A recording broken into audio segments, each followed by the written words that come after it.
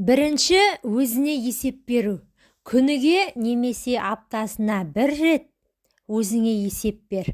Арнайы өзіңе уақыт арнап, өткен күндеріңді сарапта. Өзіңе төмендегі сұрақтарды қой. Мақсатыма жету үшін бүгін не істедім? Қандай пайдалы нәрсемен айналыстым? Қандай жақсылық жасадым? Бүгінгі күнімде қандай кемшіліктер болды?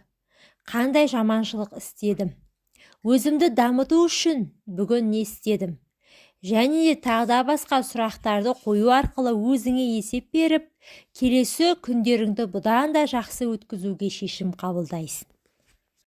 Екінші, Аллахқа шүкір ету. Аллах тағала айтады: егер Аллахтың нығметін санайтын болсаңдар, санына әсте жете алмайсыңдар. Расында Аллах өте кешірімді, ерекше мейірімді.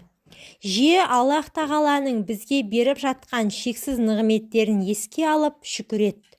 Нәтижесінде сен бұл өмірде ең бай адамдардың қатарынан екендігіңе көзің жетеді.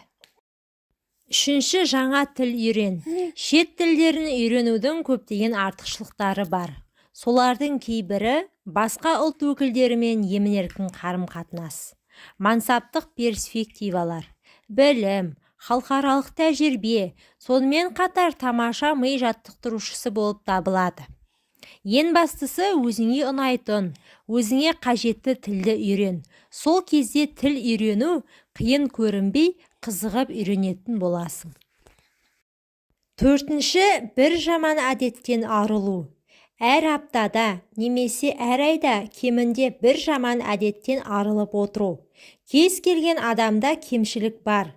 Барлығымыз пендеміз, қателесеміз. Кемшіліктерден үздіксіз арылып отырсақ, көп ұзамай өміріміздің жақсы тұсқа қарай өзгеріп жатқанын байқаймыз. Бесінші, кітап оқу. Сенің алға қарай жылжып, жаңа нәрселерді үйренуіңе көмектесетін ол білім. Ал кітап ол білім бұлағы.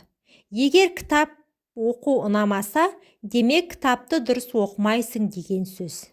Назарларыңызға рахмет. Менің каналыма тіркеліп, видеоға лайк басуды ұмытпаңыздар, пайдаларыңызға жарасын.